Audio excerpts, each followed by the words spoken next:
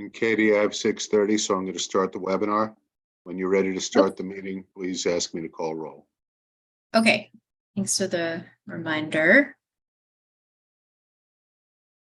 I'm going to give folks another quick minute. We still have some board members joining.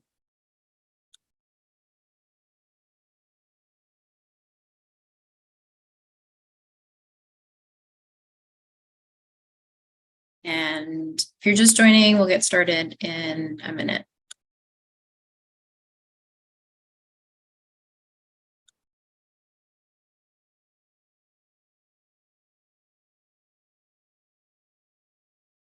Great, people are coming online. That's great. I'm going to give it, since it's just 6:30, we'll give people a little bit of time.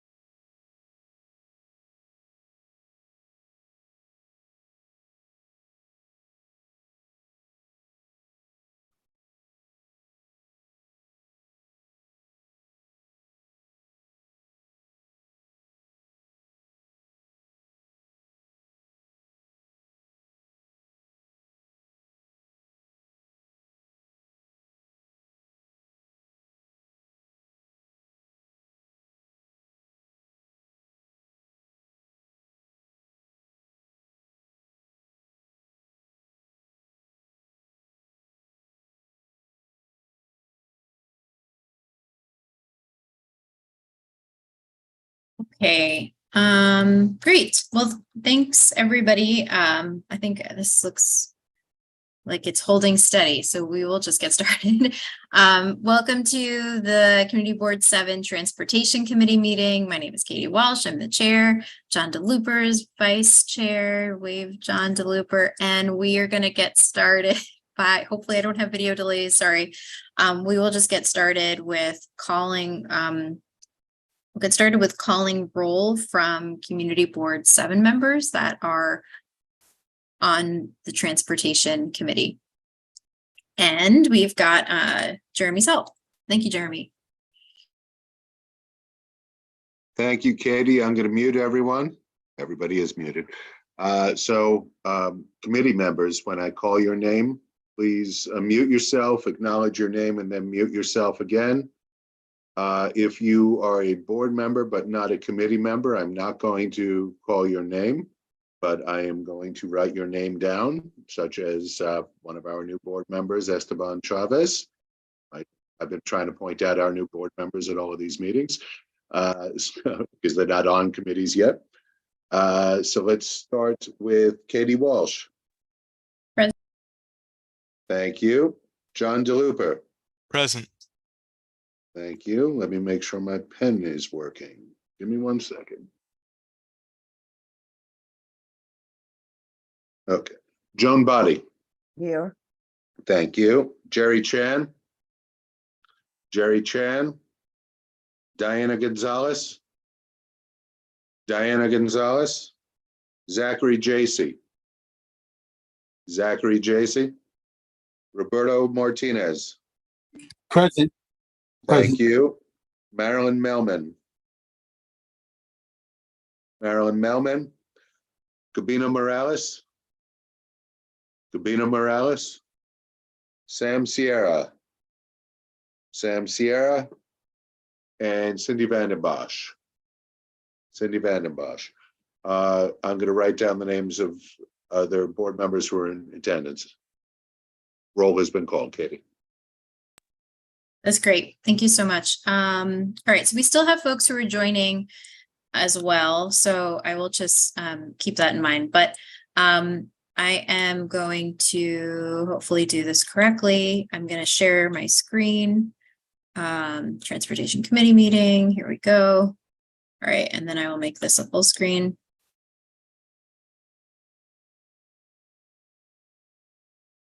Okay, all right. So we are, the focus of the agenda today is we've got the MTA here, which is fantastic. And it'll be an opportunity for discussion on the Brooklyn bus redesign. This is obviously a long process, and there's been several steps along the way, but we'll thank Nick Rolson, who's here and present from MTA. And then there'll also be an update on ADA projects and some Q&A. So that's the focus for tonight. I do want to reflect back on the last meeting that we had as a transportation committee, which was on May 15th. At that meeting on May 15th, we had a couple of agenda items.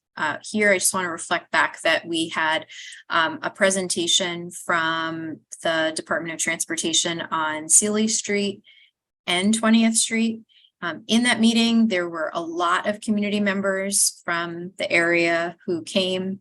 There was a presentation that we were seeing for the first time that was presented to Community Board 7. We've been told it is now available on the New York City Department of Transportation website.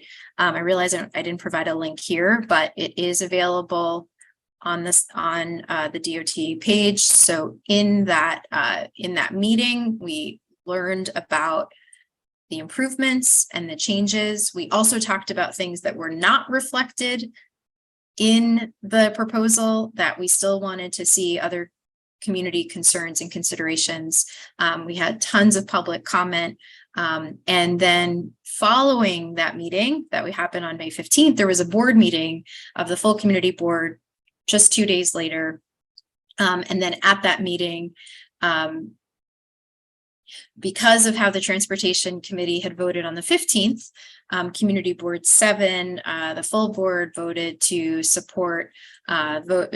You can see it here. The vote was 39 in favor, 0 opposed, 0 abstentions to support this proposal from DOT for Seeley Street and 20th. So the letter was sent to DOT in support of the letter on May 25th. Just checked in with Jeremy to find out if we have gotten any Jeremy's our district manager, to find out if we've gotten any progress on when those changes are going to come through on Seeley Street.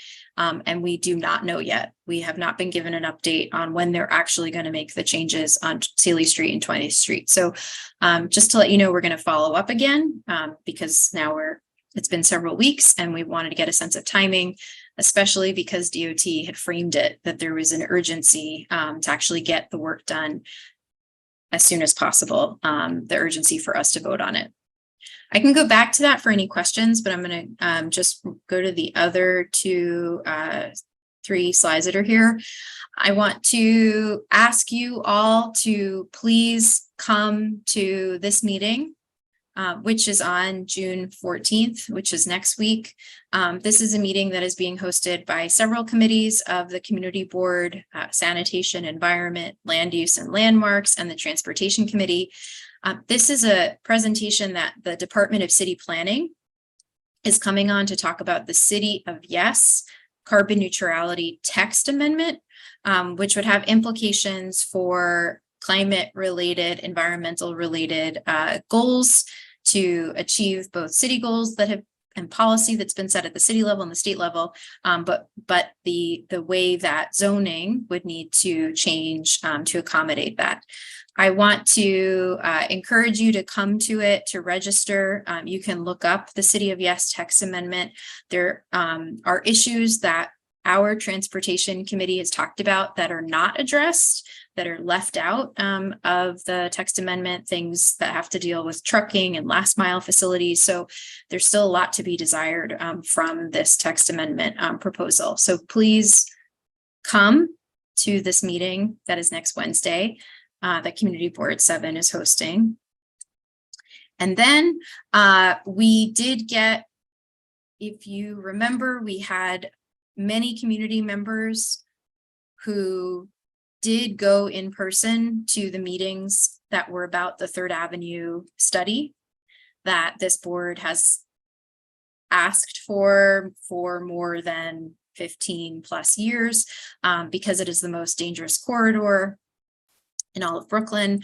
And so finally, DOT doing a study of 3rd Avenue to look at changes and improvements. These were in-person meetings that happened in the early spring. We were asked by the community to host in person, host virtually, because of considerations to take into account. This had been part of our original request to DOT, and we re-emphasized that again after the in-person meetings, that we really needed to have something that's hosted virtually. We had requested that these would be provided in the languages, especially that our community speaks. We were informed that only English would be available. So here's the date that's coming up. It's the 3rd Avenue Study virtual meeting hosted by New York City DOT. It's going to be on July 20th. I'm almost pretty confident that it would be 6:30. There might be a slight tweak on that in terms of the timing, but that's typically the times that they've been. Of course, this will get announced officially through the Community Board Transportation Committee and the mailing list that we have for community members more broadly, and we'll get the word out by way of our electeds. But that is coming up July 20th this summer. So those 2 meetings, Transportation Committee members, June 14th, and then July 20th. I want to remind you that there is a survey that is open for us to respond to on 3rd Avenue. So if you can't come in person and if you can't come to the virtual meeting and you weren't able to make the in-person meetings, please do fill out that survey. This is the webpage that you can go to. And we're about to turn to our main discussion today on the MTA. I'm just going to start off with a personal place and geography. This is so important, this Brooklyn bus redesign. Nick is going to tell us more about the goals. We're all impacted in different ways. A bus that I rely on personally, but in terms of my nearby community and where I live in the district is the B63. And so I'm very familiar with the folks that get on and that get off, and the uses that happen by my neighbors in the couple blocks that are around me, in addition to myself using the bus.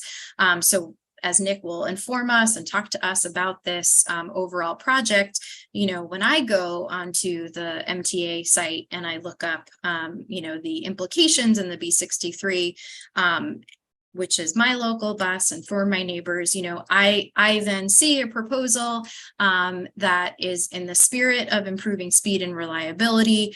And I look at my nearby, blocks in terms of this corridor, directional, being northbound.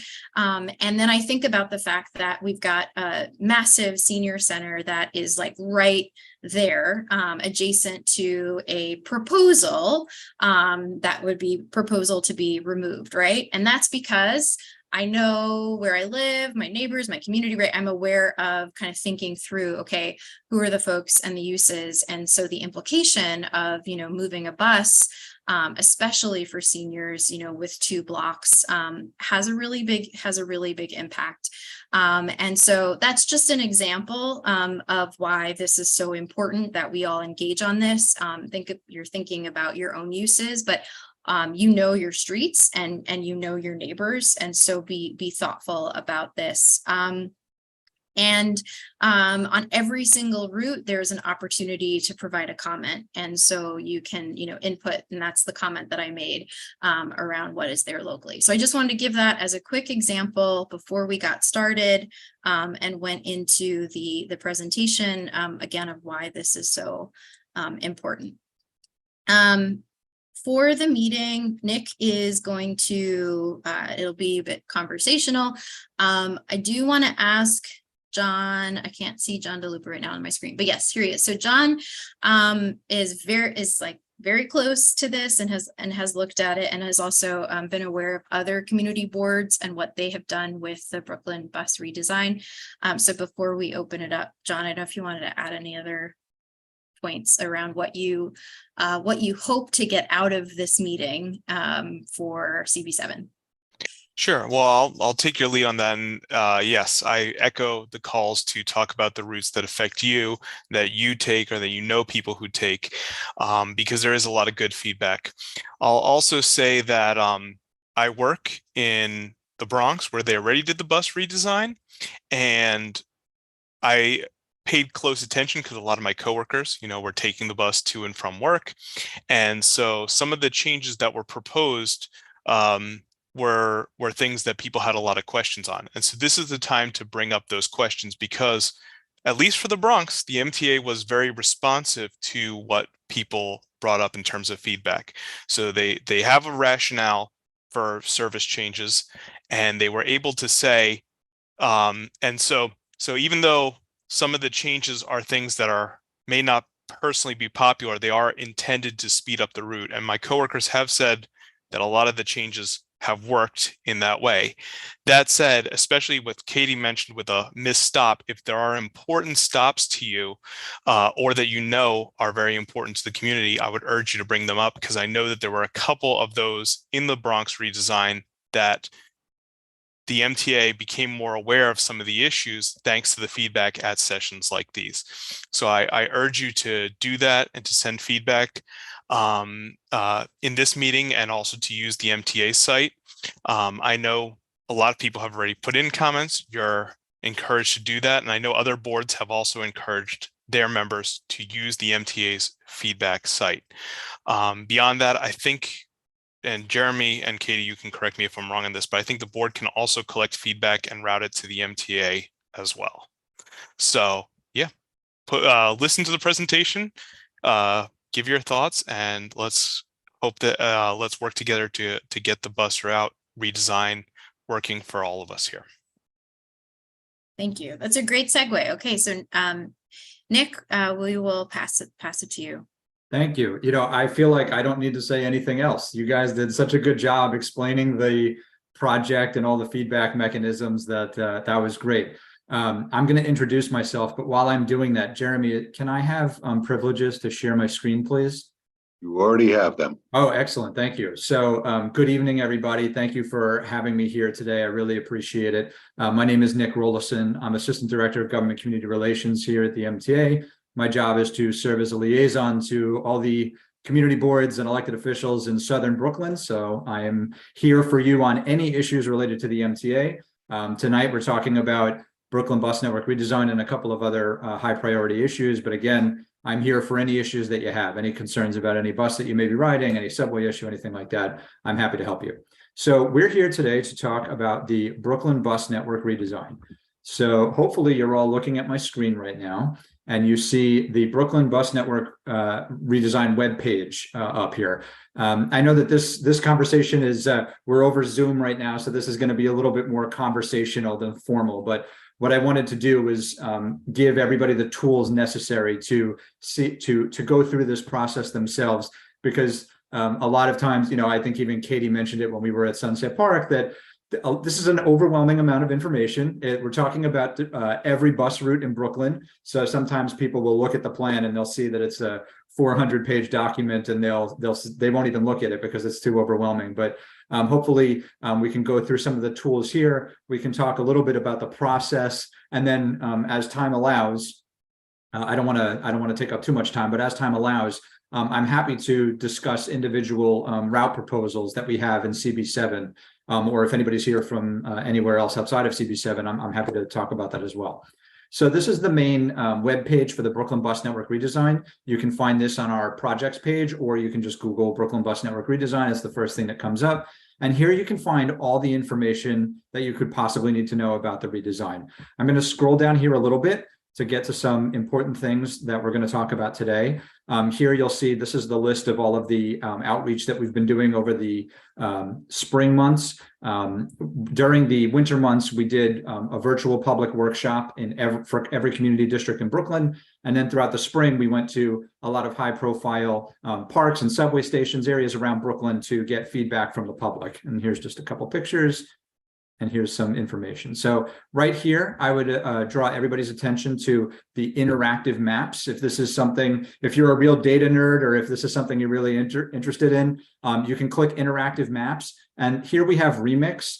This is a tool that we have where you can literally click on any location on a map, and you can leave feedback pinned to the location on the map. So if your concern is specific to 5th Avenue and 45th Street, you can click on 5th Avenue and 45th Street and say, my concern is blah, blah, blah. So I would highly encourage people to look at that. Right below that, you can see all of the links to view the draft plan. The draft plan, like I said, it's a 400-page document, so we're not expecting everybody to read every single page of it. A lot of that is the route profiles, so we know not everybody is going to look at every single route profile, but I would encourage people to look at the first 20 pages or so. There's a lot of good information about our process, why we made some decisions that we did, what we were thinking when we put this out. So it's really good information if you have some time and you're interested. We also have the draft plan translated. I know translation services is a big concern for this community board. So we have it here translated in Spanish, Russian, and Chinese. And then here is our main takeaways presentation. Again, this is also translated into multiple languages. And I'm just going to move this bar here. So this is the key takeaways presentation that I was just showing. When you click it, this is what you'll see. And I'd like to hang out here for a few seconds just to highlight a few things. So usually one of the main comments that we get when we go and do these feedback sessions is, what are you doing? Why are you doing this? Why are we, where did this come from? So I just want to talk a little bit about that. As you can see here on the screen, the project launch was in fall of 2019. And what we did was we did a lot of surveys, a lot of in-person outreach, and we were basically just asking bus riders, how do you like the buses? Are the buses going where you want to go? Can you describe your daily commute? Things of that nature. How long do you wait for the bus? How many transfers do you make? Things of that nature. We wanted to get a sense of how people were using the bus. In the winter of 2020, we started to analyze that information, do some more outreach, and then, I like our little swerve here. We all know what happened in the spring of 2020. We had to pause the project. While we were in the COVID pause, we were still doing analysis of the feedback that we were getting from riders. We were putting together the draft plan. And long story short, in December of 2022, we put out the draft plan, which is what we're reviewing today and what we're talking about for this project. So this is where we've been so far. I want to emphasize that this is a draft plan. This is the first draft of what we're talking about here. John mentioned that we have done redesign projects in other boroughs. I can say that in Queens, we had multiple draft plans. We didn't even just have one draft. We had more than one draft. So this is not final. This is nothing that you see here. Nothing that's proposed is final. Nothing is in stone. As John nicely alluded to earlier, we listen to feedback. The whole reason we're putting this out to the public is because we know that the people who know the neighborhood best are the people who live in the neighborhood. And so we want to make sure that everybody has a chance to comment on our proposed changes. So as I was alluding to earlier, a big question we get is, why are you even doing this? Why are you asking people about their opinion? Why are you making these changes? We did some analysis of bus routes in Brooklyn in general, and we found a couple of issues. You can see here on the screen, buses have slow speeds, especially any bus that is terminating in downtown Brooklyn. I don't think I need to tell anybody that driving through downtown Brooklyn, you might as well crawl instead of taking the bus. Service reliability, you can see there, we had a 69% service reliability number in Brooklyn in 2019, which had been decreasing over time. And we had a ridership decline, even before COVID. A lot of people don't realize this, but even before COVID, we had a steady decline in the amount of people who were taking the bus on a daily basis. And we attribute that largely to the slower speeds, the service reliability concerns. And so this was a big issue that we wanted to tackle before COVID, but obviously COVID gave us a new incentive to look at these things. So what did we hear about? I mean, this is all common sense. People want the bus to come more frequently. They want the bus to move faster. They want the bus to be more reliable. What that means typically in conversations is that a lot of times people complain they'll see 3 empty buses go past them and not stop. This is sort of a reliability question. Better connections. We got a lot of feedback from people who said that they wanted to go from Brooklyn to Queens, for instance. There was a lot more of a demand for Brooklyn to Queens routes. And ease of use, basically just when I get on the bus or when I go to wait for the bus, is it easy for me as the rider to understand, here's where I'm supposed to wait, here's where I'm supposed to get on the bus, here's how I'm supposed to transfer, things of that nature. So we looked at, these are a few of our strategies to how we would improve a bus network. simplifying the network. We're focusing on making routes straighter and shorter. That's the long and short of it. No pun intended. The way I like to talk with my hands. So I always say, if a bus is doing this, and hopefully everybody can see on the screen, I'm making little squiggles with my hand. If a bus is making a lot of turns and going a very long distance, the bus reliability will be worsened, because every time a bus has to stop at a traffic light, or every time a bus gets stuck in traffic, the reliability for the rest of the day goes down because of that issue. So if the bus is just doing, as much of back and forth straight line as humanly possible, that will allow the bus to run faster and more reliability. We're also talking about enhancing connectivity. A lot of our proposals will have connections to major destinations in Queens, as I was mentioning earlier. Improving reliability, again, avoiding narrow streets, removing turns, things of that nature. Working with DOT for bus priority. I know that's a big issue that's been going on around the whole borough. We're continuing to work with our partners at DOT on bus priority projects to make sure that our buses aren't getting stuck in traffic. So we can talk about this more as we go through the Q&A, but just wanted to give you a sense of that. Here you can see a hypothetical example of how the routes would improve commutes for individuals. I'm going to skip through this just to make sure we're being good on we're working on time. Here you can see a few descriptions of the proposals we're making. Local routes. You can see here the thing that I want to highlight is the stop spacing. So local routes, we're proposing to have around a 1,000-foot stop spacing. The reason for this is that New York City has some of the shortest stop spacing in the entire nation.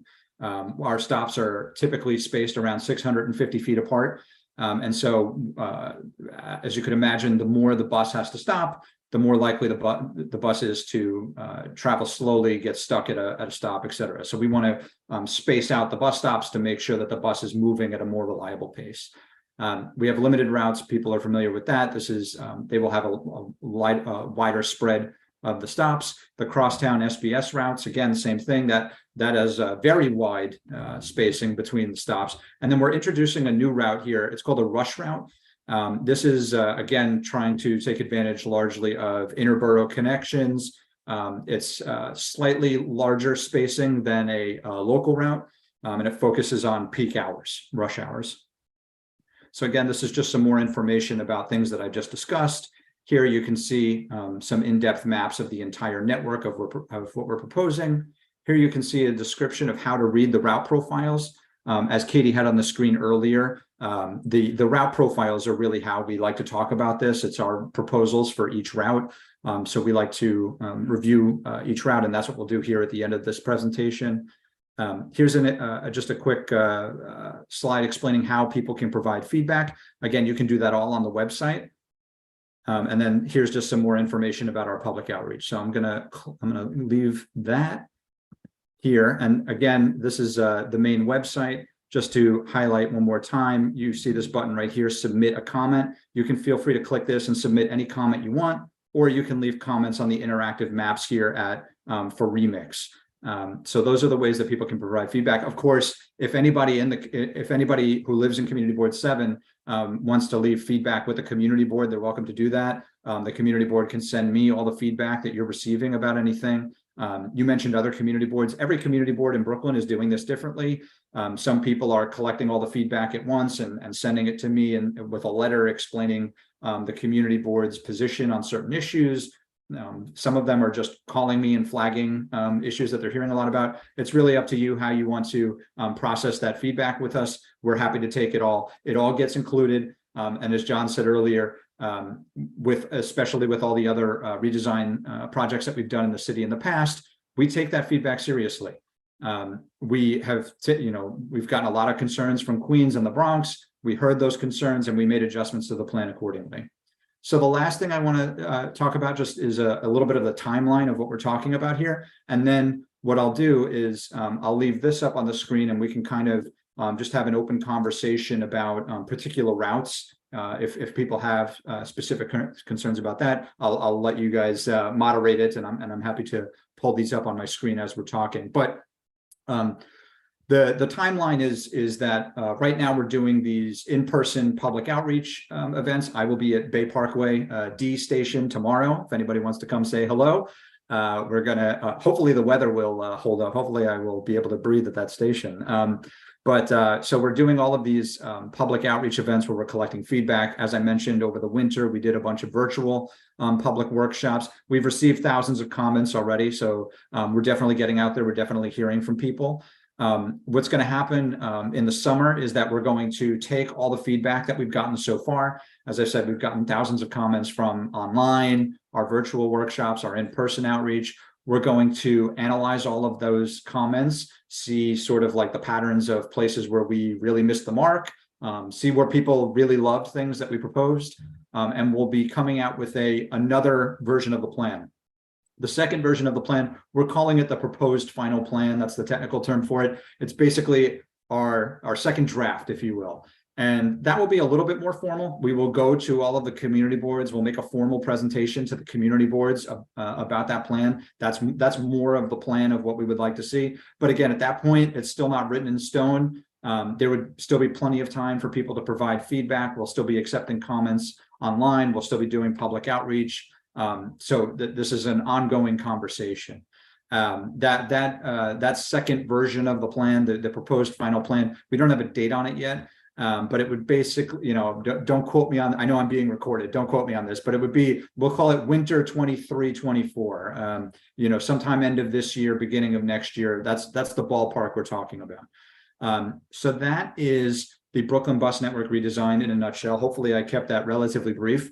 What I like to do at sessions when we're talking about the redesign is basically just to hear from everybody in the room. I would love to know if you have any questions or concerns about any particular route.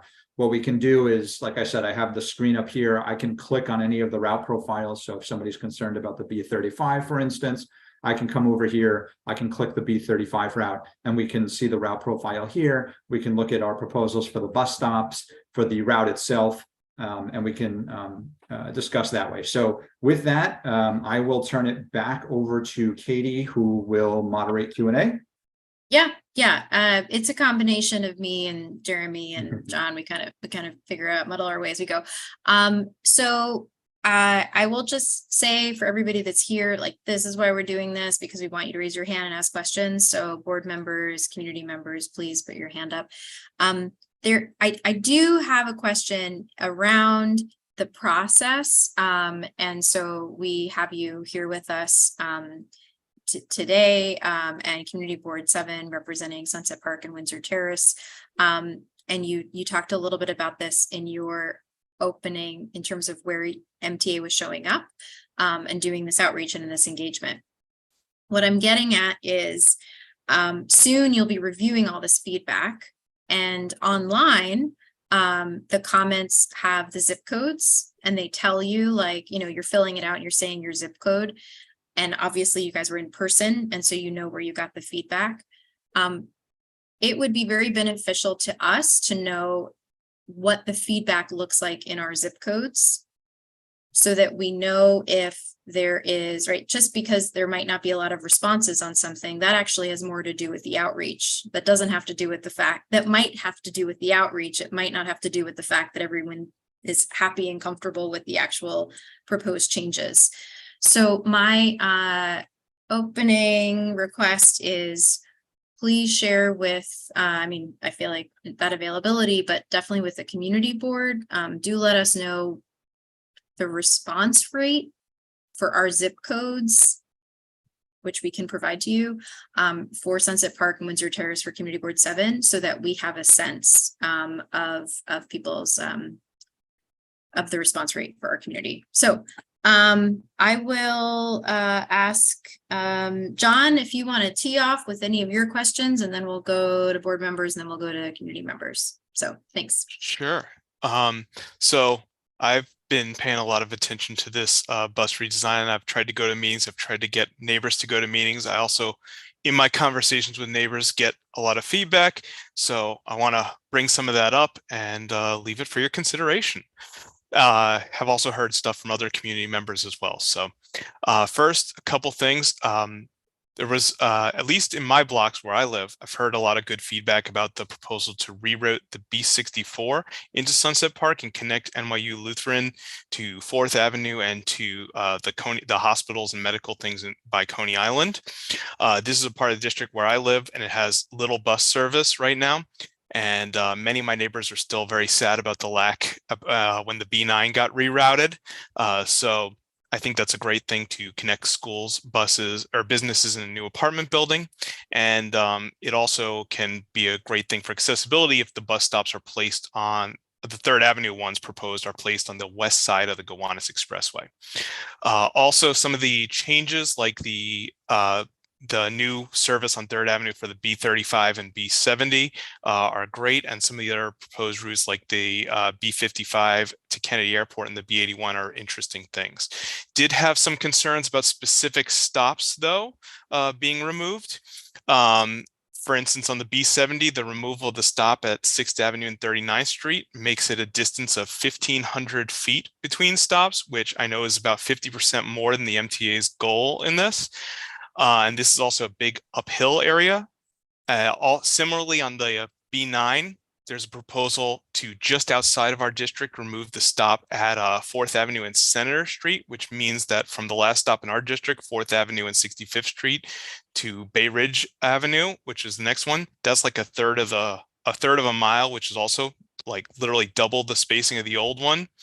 And then also on that route, the 9th Avenue stop, the removal of the stop at 9th Avenue means that from 8th Avenue at the edge of our district going to Fort Hamilton Parkway is also about 1,500 feet, which is a lot, and also on a hill.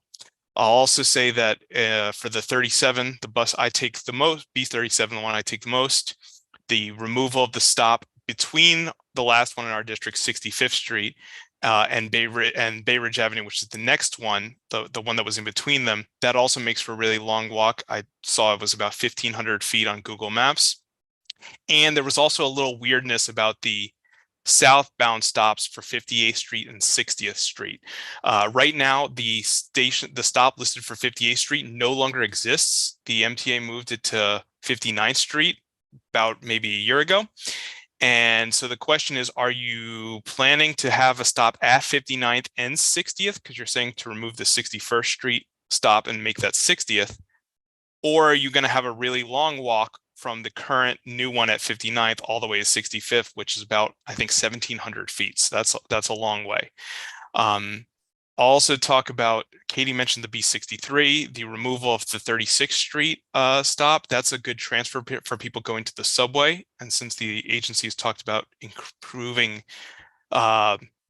subway accessibility, I would urge you to take a second look at that one.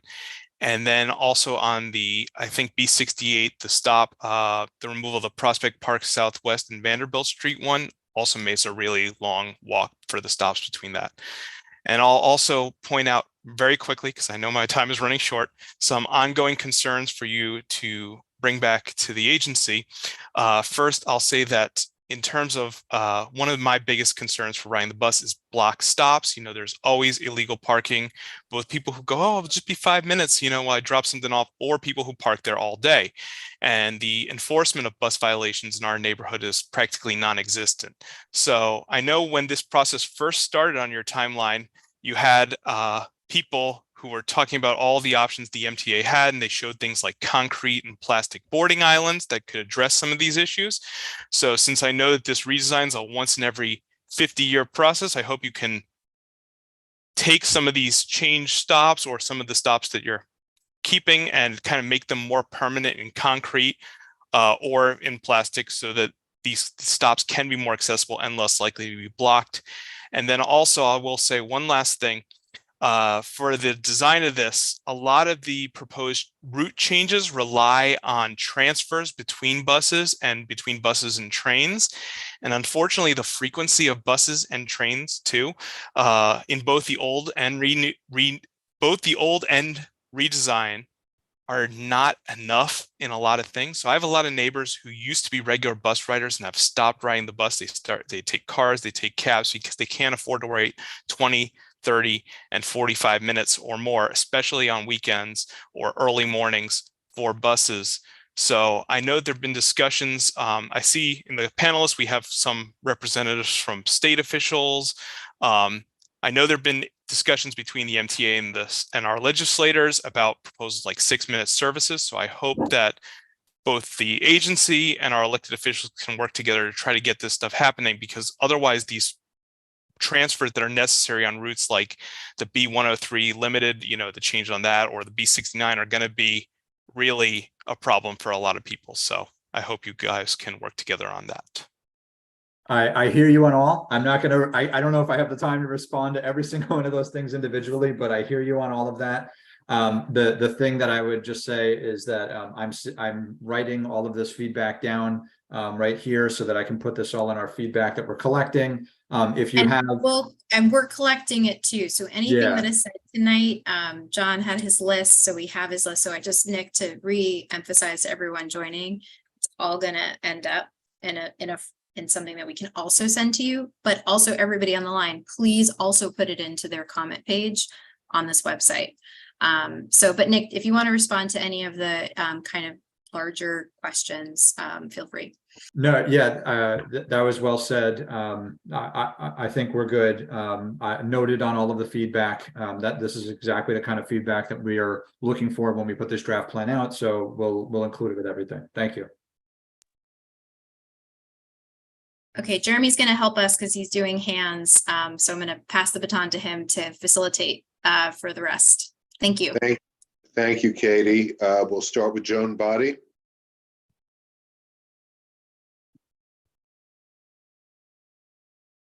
Joan, I see you put your hand down. I'm not sure if you Sorry still about that. I was muted. Are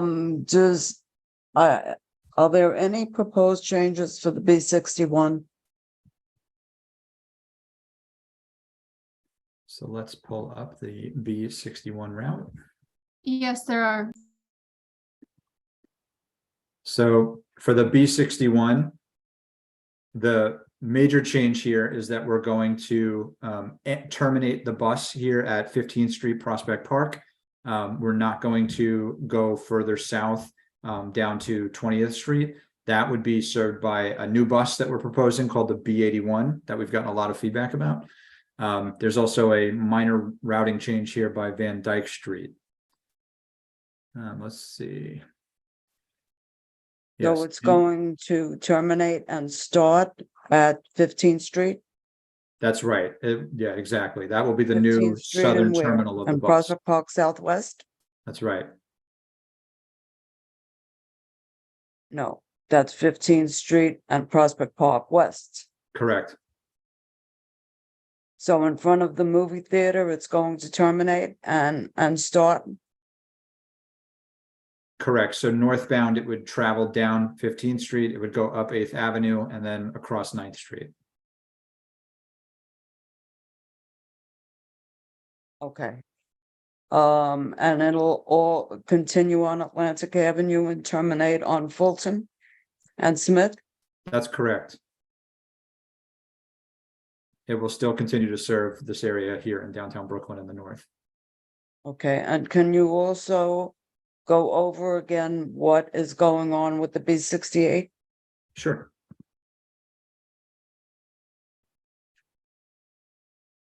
Let's go to the B68. This is our Coney Island Avenue bus. This is, so we've heard a lot of feedback about this proposal. What we're proposing is for the B68 in the north, it will remain the same. In the Coney Island section, we're proposing to send the B68 to Manhattan Beach.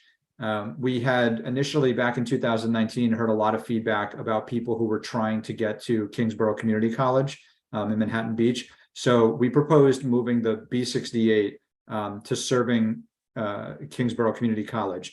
The section of the B68 that would go to Stillwell Avenue, that would go west over here, that would be served by the B49. And if you know the B49, it would do the same thing, but it would go the other way. So we're basically swapping where the 68 and the 49 are going in Coney Island. We have heard a lot of concern about this proposal, so that feedback has been duly noted, but this is our proposal for the 68. Okay, you're not changing anything on, it's still terminating where it terminates now. Correct, in the north, yes. Okay. All right, what about the B16? What are you Sure. doing with the B16? B16 does have a couple routing changes.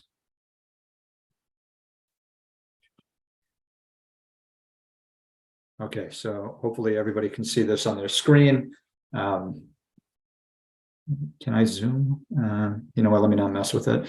Okay, so the bus, let's start in the north. We're not sending the bus all the way to Prospect Park BQ station anymore, or Q station anymore. Instead, we're sending the bus out to Crown Heights, Clarkson Avenue. It would go down Caton Avenue, and then instead of doing this turn onto 12th Avenue, we would send the bus down McDonald Avenue, and then it would continue down 13th Avenue. Again, this is all going southbound. And then it would turn right here onto, what is the 63rd Street, and then down Fort Hamilton Parkway. And then it would continue to serve Bay Ridge the way it normally does.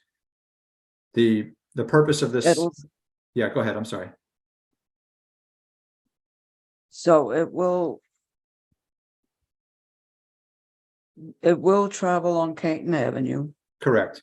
to 12. It will And no then longer it'll go serve 12th Avenue. It'll go along 49th and 50th Street. It'll pass the hospital. It'll pass Maimonides. Correct.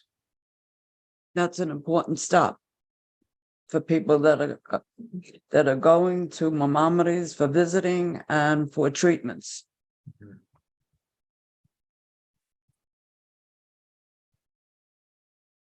Okay, yep. I'm making 50th notes Street about and 9th hospital Avenue administration. and 10th Avenue. So it'll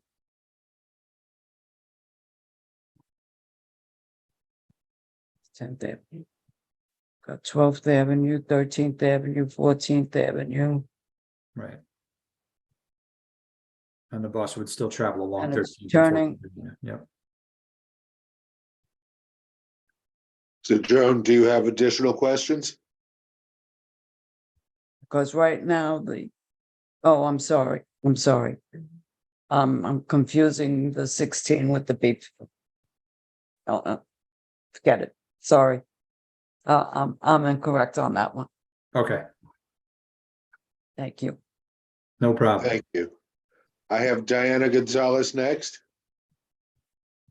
Hello, let's keep going on this Windsor Terrace thing, shall we?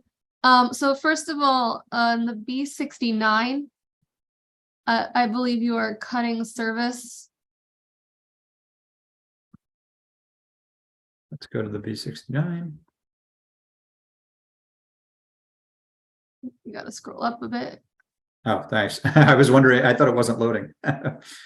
Okay, yes, the B69. Ah, yes, okay. So I'm getting a lot of feedback about this. Yep. You know, accessibility from people who have accessibility issues in particular, you know, these F&G stations are not accessible. There's no plan to make them accessible anytime in the near future. So we do need to maintain as much of this as possible. I would ask that be reinstated.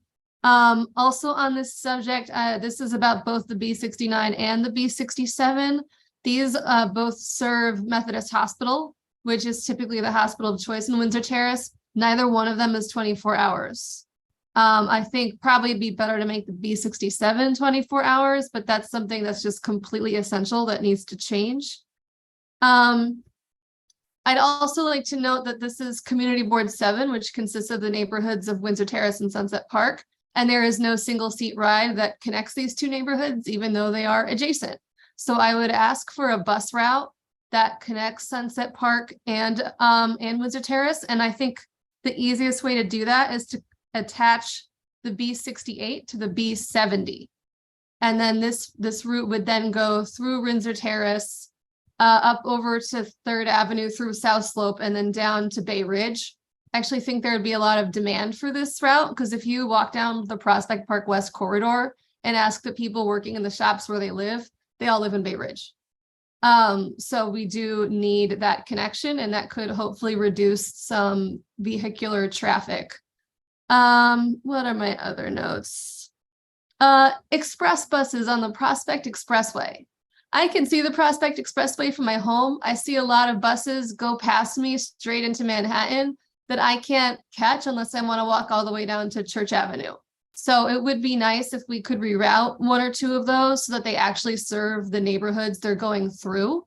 And my recommendation for that would be on Prospect Avenue, which is a nice wide avenue that doesn't get too much traffic. If we could have at least one or two of these buses actually serve this neighborhood, that would be an enormous benefit because it's actually really inconvenient to get from Windsor Terrace to Lower Manhattan by the subway. That also involves transfers. So, yeah, and then I think I was a little skeptical of a stop removal on I think the B67. I could be wrong about that. Should I pull up the B67? You want to look at it? Sure. No, it's not the B67. I lied. It's the one that goes down Prospect Park West. I really should know this. That's okay. I mean, if you want to look it up and then we can come back to you, or you can put it in the chat and I'll see it. If you want to just give me the intersection of the stop.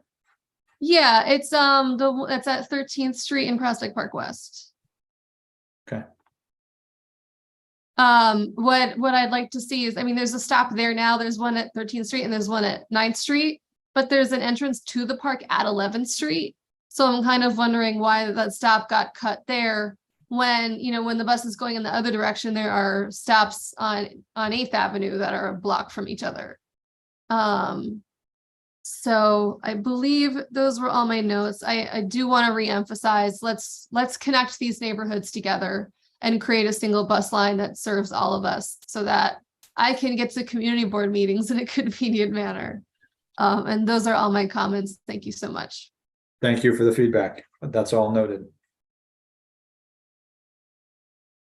Thank you. I have Cynthia Gonzalez next. Yes, hi. I live in Sunset Park, not too far from the community board. In one of the former transportation meetings that we had, it was announced that the DOT was going to be, how should I say, removing parkings on residential streets to create loading and unloading zones for trucks. So This is not the same. are you aware of, are you working with the DOT in any way regarding these changes? We're working with DOT closely. I mentioned Okay. earlier, we're working with them on bus priority lanes. Okay. That's the big So- emphasis with this project. I'm not familiar with the loading and unloading proposal that Right. you're speaking of, but It's the Nick, it's the New York City DOT neighborhood loading zones. And we, in the last meeting on May 15th, we looked at their current sites that they had put in. So my point in bringing that up is when you eliminate these bus stations on the B63 along Fifth Avenue, because Fifth Avenue is a commercial zone, and lately the bottlenecking has been unbearable. It's unbearable. People coming from Bay Ridge or coming from, you know, Park Slope, they don't even want to take the B63 because of all of the congestion, especially in the Sunset Park area. So I'm saying if you're going to take those stops away, the ones that you spoke about, if you could coordinate with the DOT to make that loading and unloading zone so that people on the residential blocks don't get their parkings taken away from them, it would be very helpful to prevent the bottlenecking that goes on along Fifth Avenue. And that might be a solution to, how should I say, making the travel faster on Fifth Avenue on the B63. So I just wanted to make that comment that if you're going to take away these bus stops, I would hate to see, you know, a metered parking there instead of loading and unloading site where it makes traffic safer for people, because there won't be trucks obstructing the views when people are trying to cross the street. And it would, you know, it would be helping the residents on the side streets, preventing them from possibly losing their parking sites, because parking is a very big issue here. So pretty much that's my comment, and I would like to see that implemented rather than just, you know, putting a meter there to collect more money, you know. Yeah. And Nick, can I add to that, just to interject, can you clarify who decides what happens with the use of a site that was formerly a bus stop? Who decides that? So DOT has authority over all streets and sidewalk concerns. Something that I always like to tell people about is that the bus stops themselves are actually installed and maintained by DOT. A lot of people think that it's MTA. We request it. So DOT, if a bus stop were removed, DOT would remove that bus stop, and then they would have the sidewalk to use as they saw fit. Thank you. I have Jeremy Kaplan next. Hey, I was actually just taking the B35, so I missed some of the presentation. So I'm a regular, I take the B35, the B70, the B63. And some of these changes I agree with, and some of them I think are a little iffy. I agree actually with, I think John brought it up before, the 6th Avenue stop. I live on 7th. So we usually pass the 6th Avenue stop a lot.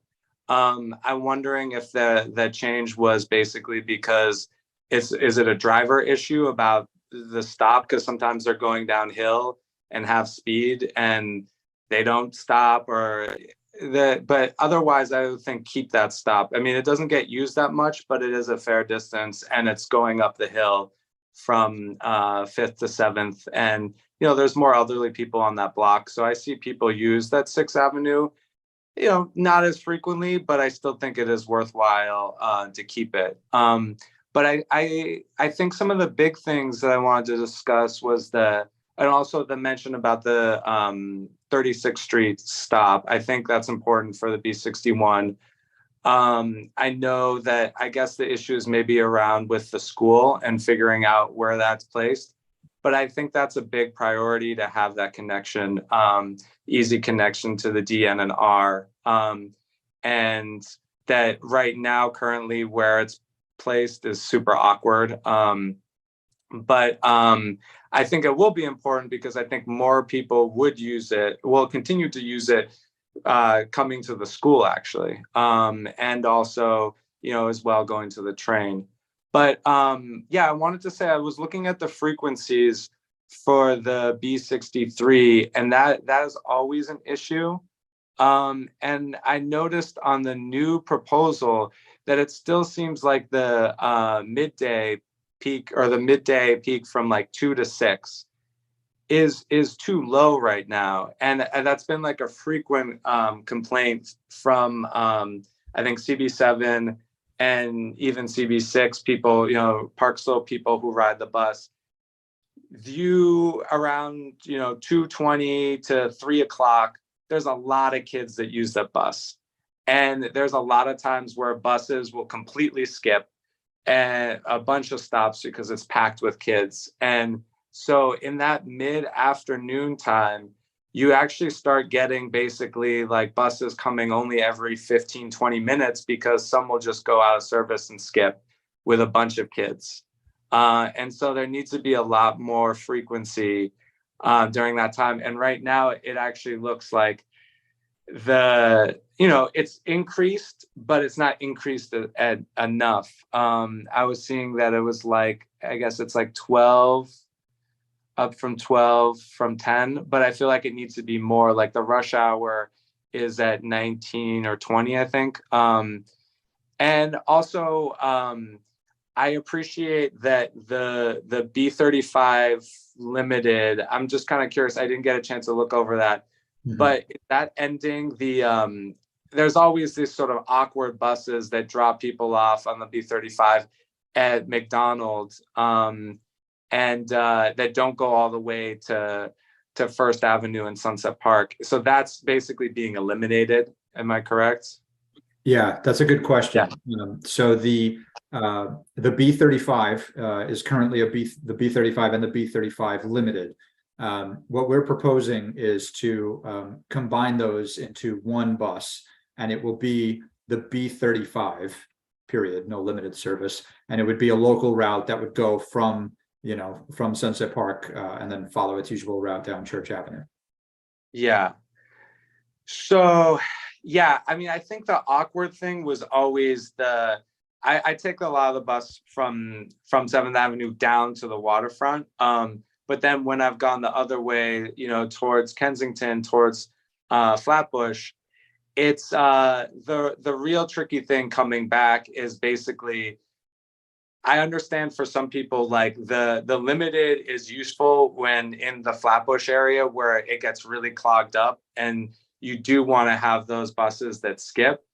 But the fact that you would just have buses that would stop and drop you off like before you get to First Avenue, like way before, and then you'd be waiting a while for a bus, like maybe 2-3 buses that would finally take you to First Avenue, that was a big problem. So One thing if I could just jump in real quick about that, because it's there's something whenever we're talking about service on the B35 on Church Avenue, I also always like to point out, I think John mentioned this earlier, we have this proposal here for a new route called the B55, which would be an SBS type route, which would start at Church Avenue and it would go straight all the way down, across Brooklyn into Queens to serve JFK Airport. So Gotcha. this would essentially serve as the it would replace that. Mhm. Gotcha. Okay. Yeah. No, I like that line. I had heard about that, but that's actually good. So that's kind of the replacement for the, and then so I think also too, I saw that it looks like the B35 service time, if I saw correctly, was like even throughout the whole day. Is that correct? I think I saw that in the proposed frequency. Let me check again. I have it up here on the screen. I don't know if you can see Oh, the sorry. screen, but it's Yeah. we are proposing to leave it alone, although we are proposing to increase service to 10 minutes in the afternoon peak periods. Yeah, I think morning, it's heavily used for a lot of people to get to either the schools, like a lot of kids, 8th, 9th Avenue, 10th Avenue people use that either to get to D train or to get to 36th Street. And then a lot of the kids are on the schools. So I think you need morning more buses, and then also like, the mid-afternoon time. Because I think one of the tricky things, and maybe this will improve with the B55, was that what you would see a lot in the morning is that there would be like, you'd have almost 3 buses in a row every 2 or 3 minutes, and then there wouldn't be a bus for 20 minutes because the buses get held up in the middle on Church Avenue. And they're sort of like slogged down. And so what I've noticed a lot, because I basically take it every day, is that after about 8:30, there's like great frequency from the B70, B35. Then after that, suddenly it's almost 15-20 minutes because you had like 3 or 4 buses in a row come within every 3 to 5 minutes or so. And so I think the B55 change will help with that. But I do think it is worthwhile to have more buses in the early morning peak and the afternoon peak too, because it's like for a lot of people who live 8th, 9th Avenue and trying to get over to the train or a lot of the schools over there, that the B35 is really important because the B70 is unfortunately too infrequent. So a lot of times you're sitting there waiting for one or the other. And usually the B35 is coming a lot more often. So I think that's a good improvement, the B55 and getting rid of the limited, but I do think it would be important to stress like to not have the flat, but to actually emphasize the mornings and the night peak, or that mid-afternoon peak. Thanks for the feedback. Really appreciate it. Thanks. Thank you. I have Jerry Chen next. Hey, thank you. I apologize for the background noise. So my question is not related to the bus location or rerouting or anything like that. My question is just a comment. If you don't know the answer, it's fine. You always come back to the community board with the answer. A couple of days ago, there was an accident in Manhattan. A 80-year-old lady got dragged by a bus, and the body was severed, and of course she pronounced dead on the ground. So my question is, like, would our neighborhood that we live in now, Community Board 7, we have a lot of senior citizen kids. The gentleman right before me was mentioning there's a lot of kids that get on the bus, and we have a lot of senior citizens in the neighborhood. What is MTA going to do to prevent that from happening in my neighborhood, our neighborhood? Because this is if you see the video, you see the paper, she was dragged. Her body was dragged and it was in pieces along, the avenue. I'm sorry to hear about the incident. We It was an MTA bus. Right. Yeah, we take traffic incidents very seriously. I can't speak to any of the operational issues in regards to that concern. I would just say that our heart goes out to that person. Obviously, we would like to see nobody getting hurt on our bus. We want to make sure that we're providing safe and effective transportation for everybody in the city of New York. And we're going to continue to work with our partners in DOT to talk about ways that we can make traffic safer for buses as well as everybody else, to make sure that things like that don't happen again. Nick, is there, this is like genuine question too around this, like if you pick up, right, what do studies show, like if you're all picking up the speed, no idea about this accident that Jerry's referring to, which is horrible and tragic, but is there a correlation to speed with buses and potential for that kind of thing to happen? Because I feel like at the heart of what Jerry is talking about is that with the number of seniors in the community, if we're picking up speed, because that's the goal, how do we make sure that picking up speed doesn't kill?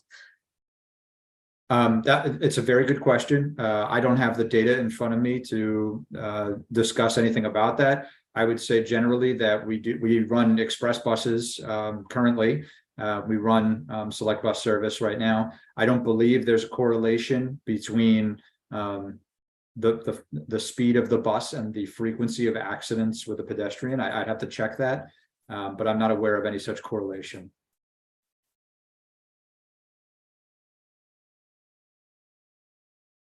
Thank you.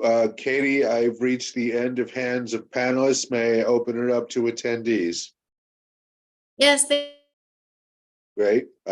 So I have a couple of hands up already. For members of the public, if you would like to speak, please use the raise hand function. I have to give you permission to speak, but we will start with Sylvia Agosto. Sylvia, you may unmute yourself. Hi, I'm calling for a couple of reasons in regard to the traffic on Fifth Avenue that John had mentioned. It is just insane on Fifth Avenue and Third Avenue, like 55th and 3rd. The bus goes there. I saw a bus driver, I was on the bus. The bus driver had to let out 2 people on a wheelchair, both on a wheelchair. They were 2 lanes away from the curb because the curb was occupied with deliveries. So these people on the wheelchair were off on the street, got off on the street, and then had to go around this parked car or truck, whatever it was, to get on the sidewalk. on Third Avenue with the traffic on Third Avenue was ridiculous. There's no respect. 55th and 3rd, 41st and 3rd. You can't get on the bus by the curb. You have to go into the street. And with all the bicycles now, the bicycles, they don't care. They don't stop. And, you know, I had a friend a couple of years ago break her hip getting off a bus, hit by a bicyclist. The Fifth Avenue is the same thing everywhere. And now what's happening also is that I love the bus drivers. I am not trying to put them under the bus here with this statement, but it is a problem because they're so, I'm assuming that they're frustrated about all the double parking, whatever. They're going further and further away from the curb.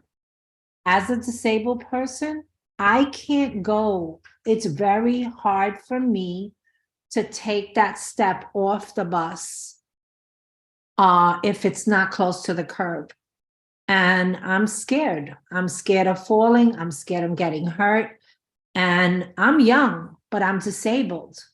And I just feel like it's just getting worse and worse in regards to that nobody's watching out for all these double parked cars.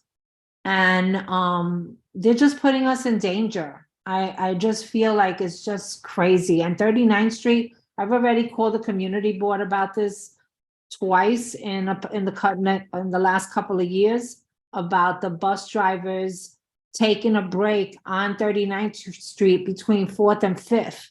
It's clear right now, but this is happening every other time. Every other time, they take a break from 8 o'clock at night till 11 o'clock at night. We would have bus after bus on 39th Street between 4th and 5th.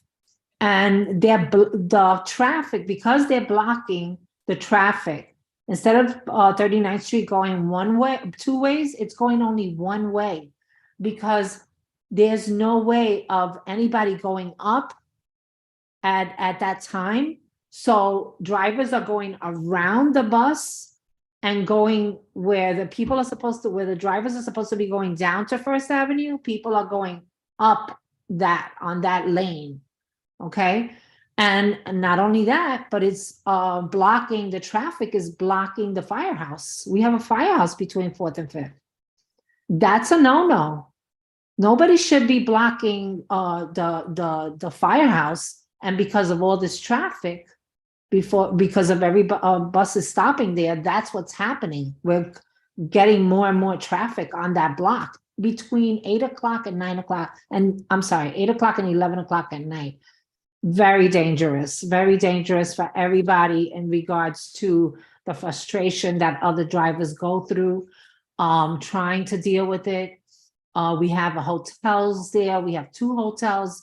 We have a Clean Right laundromat, plus the firehouse in that one particular block on 39th between 4th and 5th. So that's something that has cleared in the past couple of weeks, months, maybe a month now, but it becomes an issue all the time. And it's very, very scary. As a person that takes the bus, but also I walk my dog at night. I'm always scared that the drivers, whoever gets frustrated, and I've seen it, they've gone on the sidewalk. So, you know, it's gonna cause somebody something there. And another thing, the 39th Street, the DOT is thinking about taking that little, let's say if you're going from 37th Street, you're going to 39th Street, and you're gonna make that little turn going down 2nd Avenue, they wanna close that up and put benches and make it pretty there. That is gonna cause problems. That's DOT, but I think that the bus drivers need to speak. Bus drivers need to speak about all the DOT plans that they also want to make, because it's just making it harder for everybody, not only the bus drivers, but every single driver that's out there. And I don't drive, but I feel for them. Anyway, thank you. Thank you. Thank you. I have Jonathan Martinez next. Jonathan, you can unmute yourself.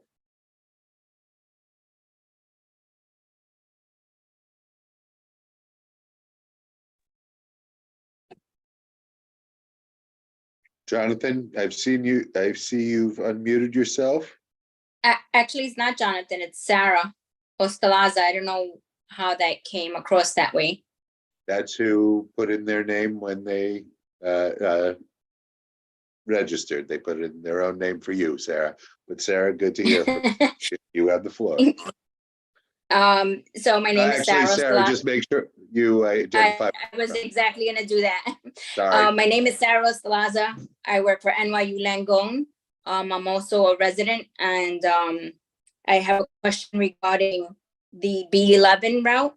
If the rationale and the proposals to reduce looping and turning, to shave off time to make it a faster route. From what I'm looking at, it's just a mirror image of what is proposed. My concern is the bus coming up towards Midwood on 56th Street between 2nd and 3rd. Anyone who lives in the neighborhood or even just walks knows that that block is notorious for having double parking cars and just cars in general, blocking any vehicle coming up that block. Has that been looked at all or considered when this proposed route was created? And also going down towards 58th Street and First Avenue, it looks like it would have to take a turn on 57th Street. There's also a garage on 57th Street between 2nd and First Avenue. And that would create like a back, I guess like a backlog of like cars. I can't imagine the bus trying to make that narrow turn, and potentially would have to take parking spaces to make a safe turn. You know, to Jerry's point, there's also a clinic there that it's between 56th and 57th Street. So I'm not sure where exactly this proposed bus stop would be. It indicates 56th Street, but I don't know if it's mid-block or towards the end of the block. That would actually impede patients who are gonna go visit the clinics. And that particular clinic is pediatric and women's health. So we do see a lot of women and children, as well as the hospitals right adjacent. Another thing I noted is said that there would be a stop on 55th Street. There is a stop there currently on 55th Street. So it's actually not reducing anything. I think it would create more of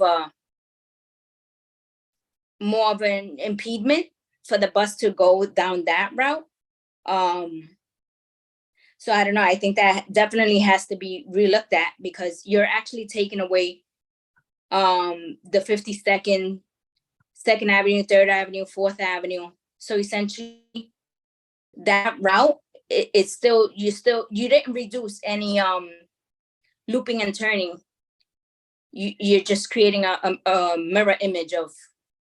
So if you see towards like 1st and 2nd Avenue, that's the little area I'm talking about, where it looks like all the changes are going to occur in that area. But I'm just curious to see how, was there like, did anyone even go out and like vet that area? Because they would essentially see the problems that you would have on 56th Street and 57th Street.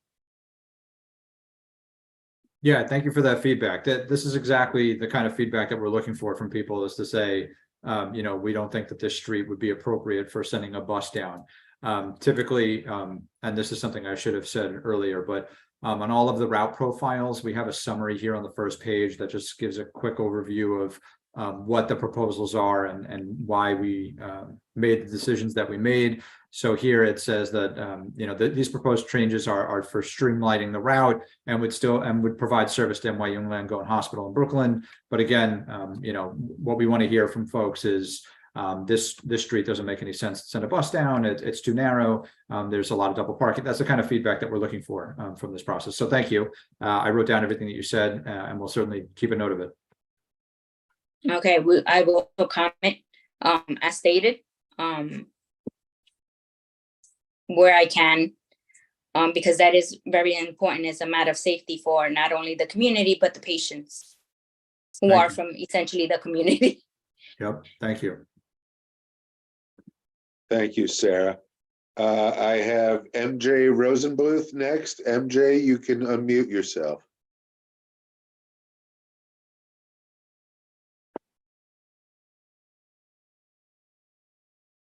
MJ Rosenbluth? Can you hear me now? Yes, we can. We hear you. Hey, how are you? Hey, great. Thank you, Jeremy. I really appreciate this couple of minutes to talk. And I would also like to extend thanks to John DeLuper for communicating with me last week. We had a nice conversation. And I also submitted a very extensive analysis of the bus routes in the CB7 area that will be affected, right down to the bus stops that will be changed or eliminated or what. Nick, I've always enjoyed meeting you and seeing you at the events. I know you've done many. I've also attended many. And I want to compliment the CB7 committees and the public and chair people and transportation people for being very attentive to this process. You know, I am, full disclosure, I'm a resident of CB12, one of your neighborhood one of your neighborhood CBs. I also spoke at their meeting, their general meeting last month about the bus redesign network. I'm not going to go into particular routes here, except for the ones I just commented on briefly in the chat. But what I will say is that continued due diligence and continued comment by board members and transportation committee members and elected officials who may or may not be on this Zoom cast will go a long way to influencing the ultimate course and the actual final plan. And Nick is right, this is a draft plan and many changes were made for Queens, for the Bronx, and I expect that the same thing will happen for Brooklyn. I don't anticipate that the 1,000 bus stops in Brooklyn that are proposed to be eliminated will actually be eliminated. I don't believe that routes that are slated for truncation will actually be truncated. What that means is that we have to speak up loudly, and speak up now, because this is the time we have, and this is the time we need to do so. So I will close by, again, thanking you guys on the board, thanking Nick for the presentation, which is always fairly thorough. And I would hope, John, that your receipt of my white paper this afternoon can be and will be transmitted to the appropriate parties on the board, and also can be shared with Nick. And I think Nick already knows from prior chats with the virtual workshops my own feelings about certain routes. With that, I wish everybody a great evening. Thank you. Thanks, MJ. Thank Thank you. you. And yes, thank you. Just to say that any comments that were provided today and anything that's sent to the board, we're going to roll it all together for feedback. So sorry, Nick, to cut you off, and Jeremy, thanks.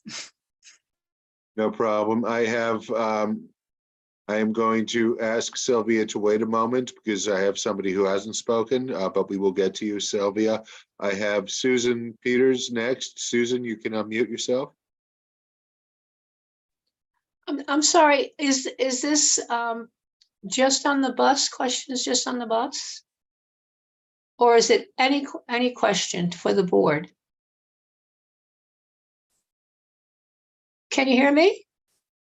We can hear you, Katie. That's a better question for you at this time. Yeah, so you're at a transportation committee meeting where the agenda item is on the Brooklyn bus redesign. We have a board meeting that's coming up in 2 weeks that has public comment, but here you are at Community Board 7. So you can ask your question and we will make a good effort to respond to it.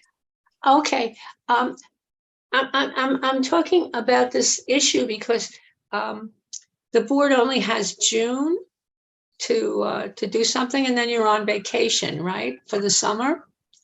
So Committees still, committees, depends on the committee, but committees still convene. But when you say vacation, just for clarification, there's not like the big board meetings that we have, right? But like tons of committee work is still happening over the summer. Office Gotcha. staff is there every single day. And Yeah, office, not weekends. yeah. Gotcha. Okay, so this is what I wanted to talk about. I wanted to talk about the introduction into your community of the 32 feet high jumbo 5G cell towers on your sidewalks. You're slated to.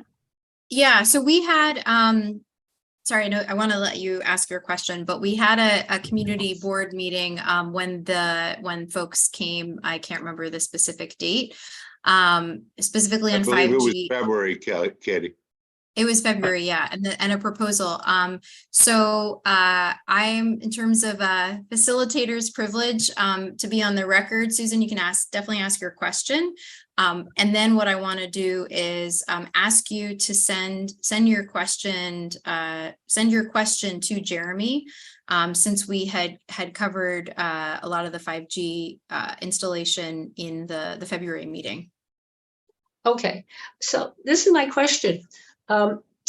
Is it possible to be encouraged before the summer to try to put together a moratorium for these towers in your community? Because in the summer, this is an opportunity for the city and the telecoms, called City Bridges, the representative for the telecoms, to just put the towers up. There was yesterday at City Hall, there was a 6-hour committee on technology on this topic. And a lot of this stuff came out.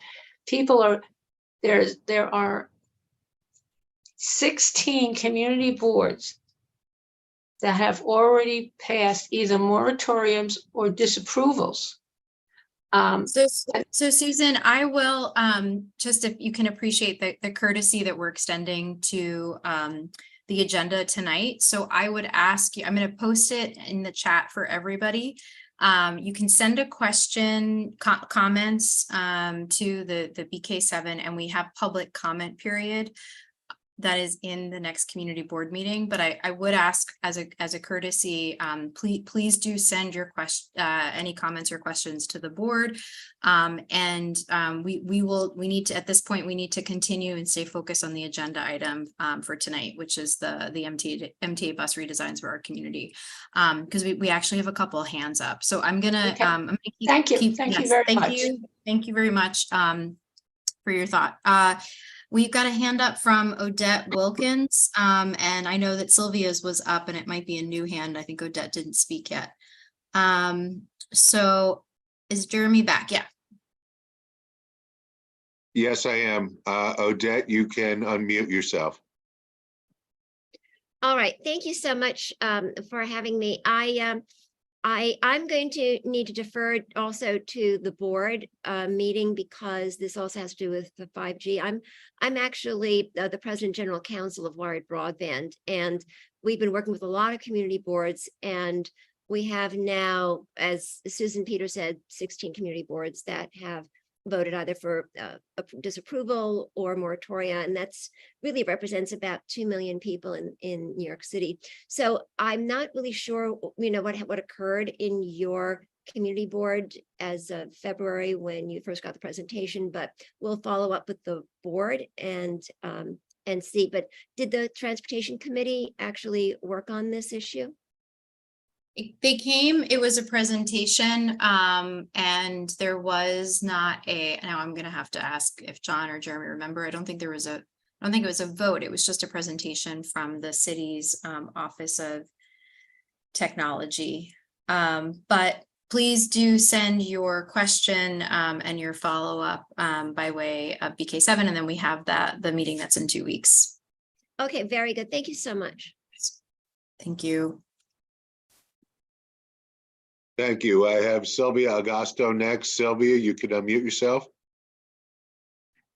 Hi, I did forget one more thing. On 8th Avenue, there's a problem not only with the double parking, but also with the vendors by the bus stop. You can't get to the bus because the vendors are blocking that whole sidewalk, particularly on 54th Street. And I wanted to ask MTA, are they allowed to put on the bus, on the pole that says that it's, oh my goodness, a B11 bus? You know, you have the sign there, but they also have a sign to Atlantic City. Is that allowed by the city to attach that to the pole? I wouldn't know the answer to that. I would have to defer to DOT, who I don't believe is on this call today. Right. Maybe if the board wants to make a note of that question. Sylvia, if you could give us a specific location. Okay. They do allow Atlantic City buses in certain bus stops. It's only certain bus stops, though. Oh, got it.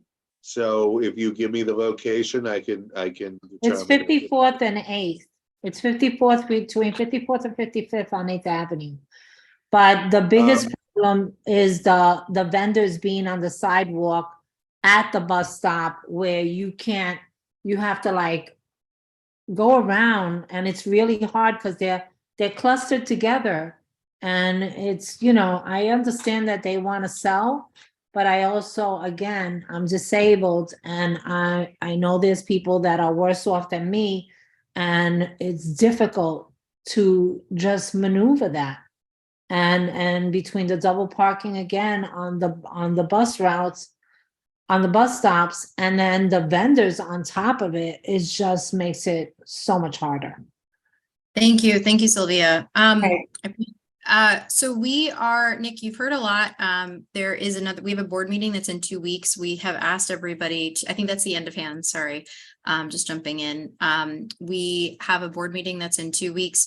If you're listening to the recording, you can see it shown. Nick, if you want to just show the website, or if you want to post it in the page, just please go to the MTA page, please look at the designs, please put comments in. If you want to additionally send an email to the email that we posted here, which is BK07 at cb.nyc.gov. That's to go to the community board. We can compile it into all of our comments that we will be able to share out when we have the board meeting in 2 weeks. Thank you, everybody. It's an hour-and-a-half meeting. We really appreciate you being here, Nick, in person with us to hear this live, and then also to be able to respond to some of the questions. And with that, I will move. Katie, do we have other agenda items today from the MTA? Right, sorry about that. We do. We have 2 other things. Thanks for jumping in, Nick, that you wanted to cover. So let me actually pause and give you a chance to do that. It's 8 o'clock, so I'm gonna just like speed read this. I hope nobody minds if I just like go through my notes as quickly as possible. You can feel free to ask me any questions about this at the end. So the one major thing that I wanted to talk about today, aside from the bus network redesign, was our effort for ADA upgrades at the stations. You may have heard we've made a commitment to make all of our stations ADA compliant. There's been a huge investment in making sure that our stations are ADA compliant. That mostly looks like elevators, but it's also the tactile striping and a lot of other upgrades in the station. 8th Avenue is going to be coming online very soon in the southbound direction. And we just announced we just advertised the next package of elevators. So 36th Street on the DNR line is going to be in the next package of upgrades for elevators. This is part of a larger effort. We did 59th Street, as you're aware, and we're about to do, I know this isn't in CB7, but we're about to do 95th Street at the end of the R line as well. So I just wanted to make sure everybody knew about that. The F train line, the Culver line. Some people may be aware that over the last few years, we've been installing CBTC, computer-based train control. This is a system that we've installed on the 7 and the L lines previously. It's a new method of signaling where we basically rip out all the old signals from the 1910s and 1920s, and we put in new signals that allow us to run more trains more frequently. So this is happening on the F line. You may have seen that a lot of our over weekends, we've been shutting the F line down at Church Avenue. Because of COVID, we hadn't been providing shuttle bus at that point. We had basically been saying, we've been encouraging people to use like the B68, for instance, or one of the other nearby train stations. We heard a lot of feedback from particularly places like Coney Island. We heard a lot of concerns about making sure that the shuttle buses were available now that we're emerging beyond the 2020 concerns. And so we just made an announcement this past week that we are going to start providing shuttle buses during the weekend shutdowns on the Culver line. That's starting the 16th of June, just in time for the Mermaid Day Parade. So we're very excited that people will be able to have that easy connection to go to points south, or from coming from the south, going back up to the F line to go north on the F. I also just wanted to talk about Omni for 30 seconds. This is our new fare payment system. As everybody knows, we're going to be in the process of phasing out MetroCard. Right now, we're on schedule for a 2024-2025 timeline for phasing out the MetroCard. This summer, we just made the announcement that this summer we're going to be installing new machines in all of the subway stations that will take Omni cards and will distribute Omni cards. And this year, we're going to begin the process of switching reduced fare customers to Omni. So there's going to be a lot going on this year and next year regarding fare payment methods. So if anybody has any questions or concerns about that, you can let me know. The short version of the story is that it will basically be the same thing as MetroCard, but you'll be able to tap with your phone, or you'll be able to tap with an Omni card. It's just going to give more options for people, but I'm always happy to answer any questions or concerns about the new fare payment system. I think I did all that in 3 minutes. So if anybody has any other questions or concerns about anything MTA related at all, I'm happy to answer them. I have John DeLupa first. All right. I want to ask 2 accessibility questions related to what you just said. Yeah. First, for Omni, are the senior cards coming soon? Yes, that's what I was just talking about. So the plan right now is that by the end of this year, we're going to notify everybody who is using reduced fare that that Omni is that they can switch to Omni. So reduced fare customers, anybody who is a reduced fare customer, right now, you can put your reduced fare benefits on your phone or your smartwatch or your smart card.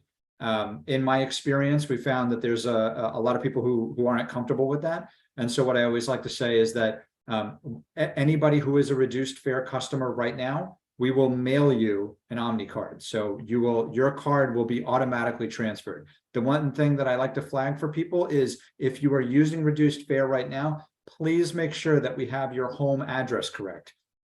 So if you applied for a reduced fare many years ago and you moved and you haven't updated your address with us, which shouldn't be the case, you should be getting regular communication from us. But if it's not up to date, please update it, because we're going to start sending materials to reduced fare customers about that switch very soon. And the other thing is, what about bathroom reopening? I know you announced some of those are going to reopen. There's 2 in our district, 36th Street and 59th Street. 59th Street was recently refurbished, but hasn't reopened. So do you have any updates on when the stations with bathrooms are going to reopen? I don't have the particular stations in front of me right now, but I can generally speak to the fact that obviously during the global pandemic, we closed our bathrooms because we wanted to focus our cleaning resources on the trains. People may remember that at the beginning of COVID, especially, we were shutting down the service overnight to make sure that the trains were properly cleaned. We are starting to transition our cleaning model as offices reopen and people start using the subway and the buses more frequently. We are reopening bathrooms at all of our stations. Many of them have gone through refurbishments, and we're continuing to do that through the system.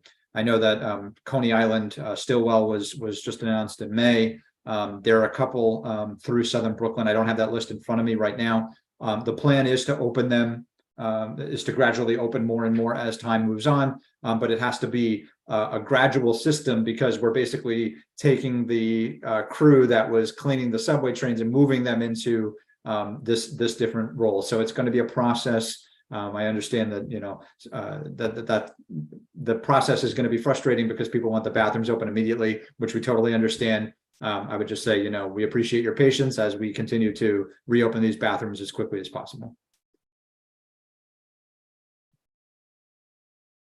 Thank you. I have Jeremy Kaplan next. Yeah, I just have a quick question about Omni for monthly. When will we see something like that? And then will that be, how will that option work for a monthly for the Omni?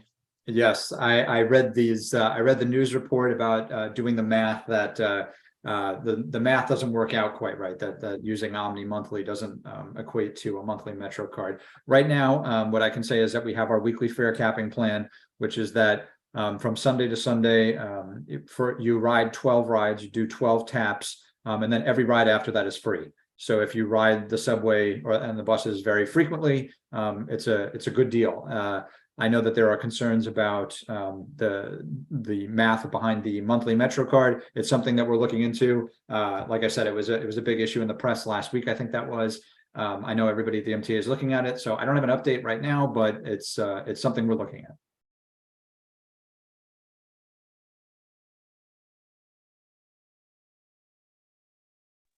Thank you. I have Jerry Chan next.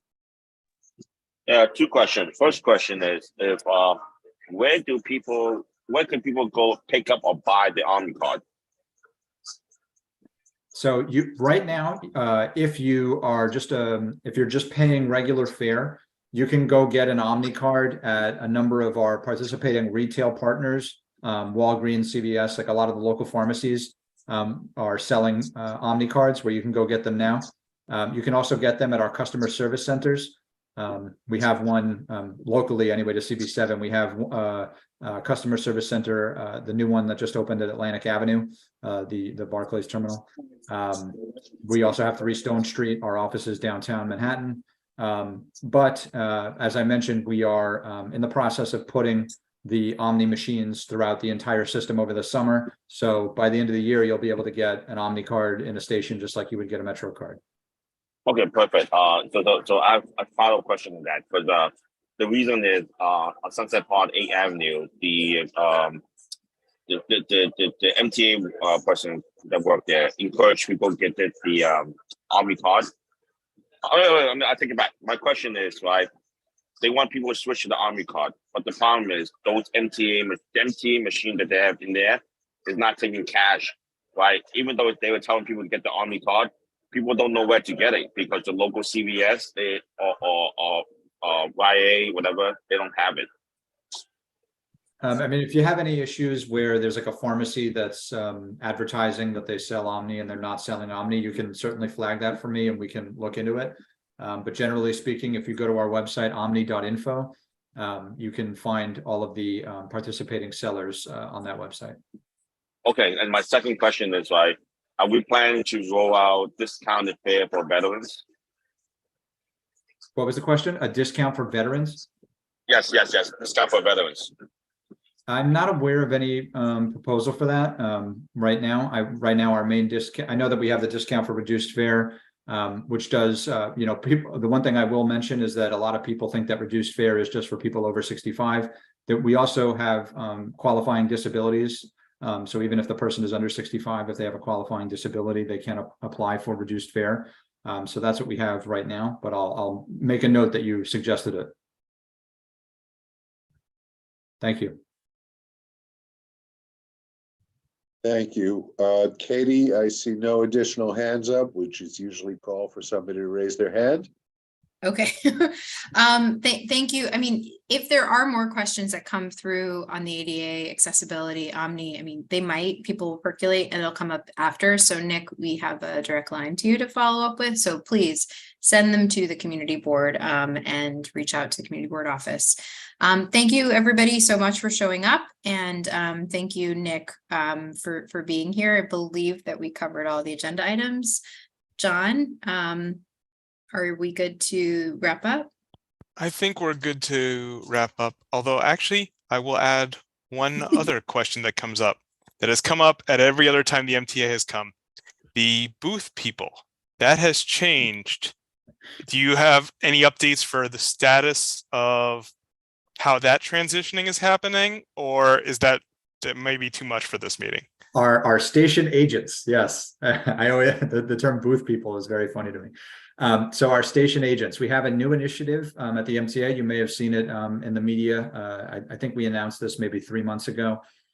It's a new program that was launched by President Davey to basically make sure that our station agents are appropriately helping people as they need help in our stations. So typically in the past, the station agent would be sitting in the booth and a customer would have to approach the booth and speak to the agent to get help. And obviously there were even more complications during COVID when we weren't accepting transactions by hand. People didn't want to share documents like that.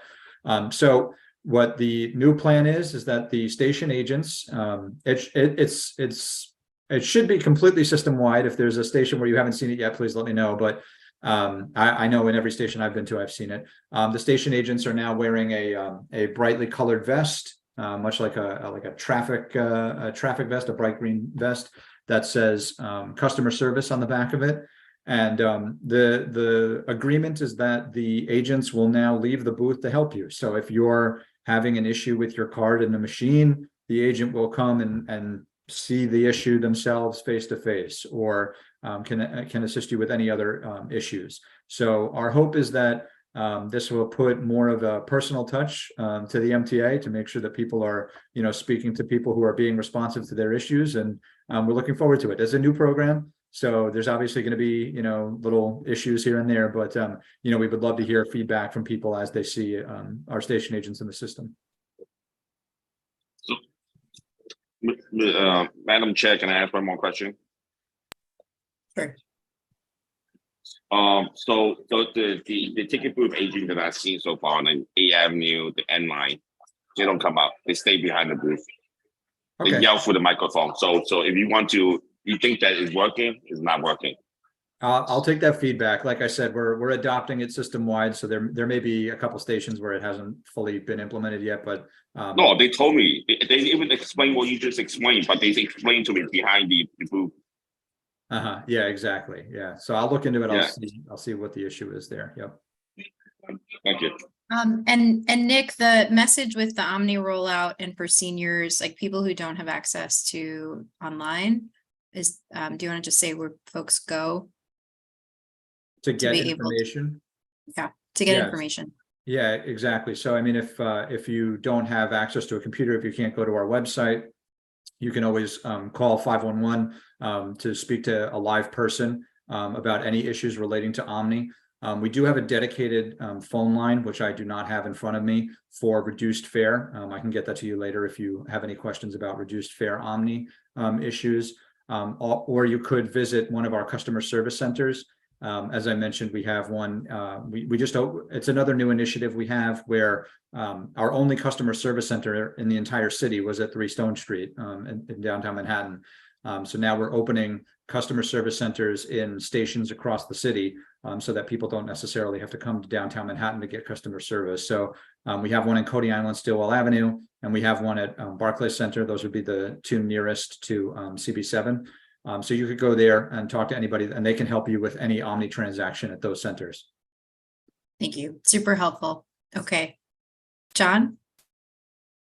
John. Okay. Thank you No, for no, having no me. questions. Thank you. Let me Okay, say thank you for thank you. having me. Really appreciate it. Thank you. Thank you, Nick. Thank you, Jeremy. And thank you to all the board members and community members who were with us. Have a good night. Have a good Thank you. night. Thank you, Nick. Thank you Good so night. much. All right, bye-bye. Thanks, everyone. Have a good night.